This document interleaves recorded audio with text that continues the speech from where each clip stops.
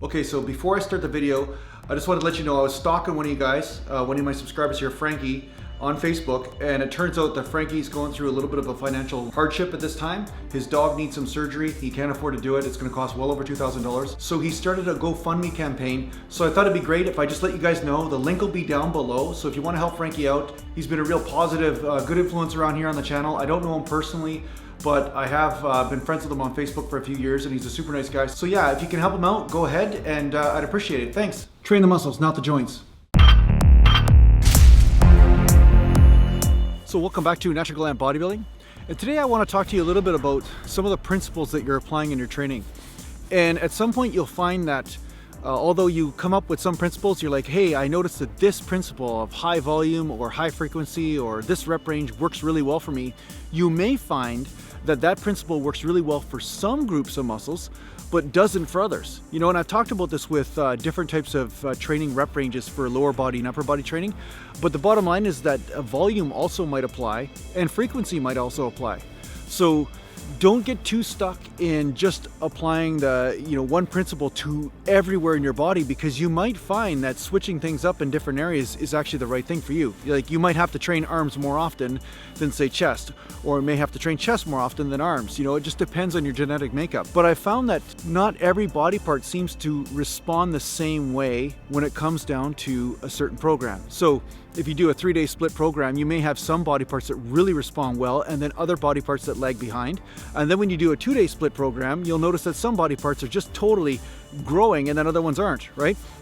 So case in point, I had a guy on a split a long time ago. He was my training partner. This is like eons ago, right? Back when dinosaurs roamed the earth and whatever. Oh, crap.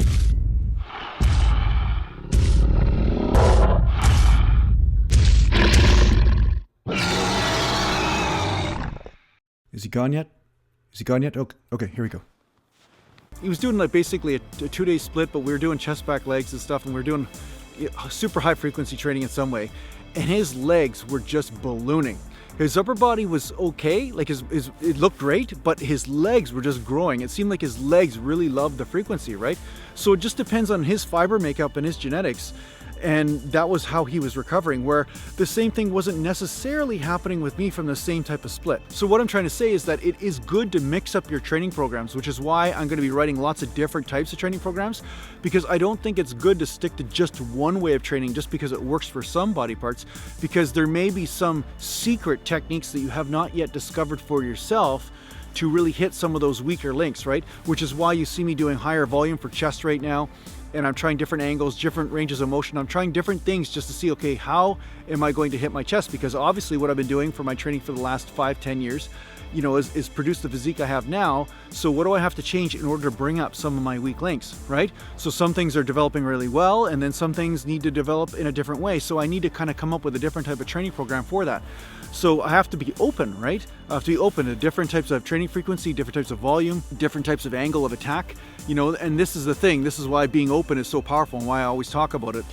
But it's really neat once you discover that a different training split or different training rep range or different training range of motion will hit different body parts, and now you start to become open to more tools in your toolbox in order to hit some of those weak links, right?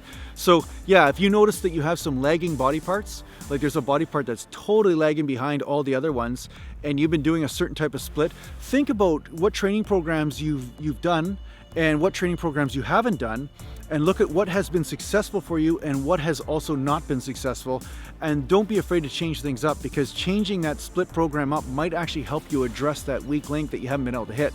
It might be because that muscle group has a different fast twitch fiber content than another muscle group, and it might not recover as fast, but at the same time it does better with a lower rep range, so there's all these different types of variables that you can mess around with in order to get more results from your training. So anyway, I hope this helps you with your training. And if you need to get a hold of me, just go to naturalgallantbodybuilding.com, and take care for now.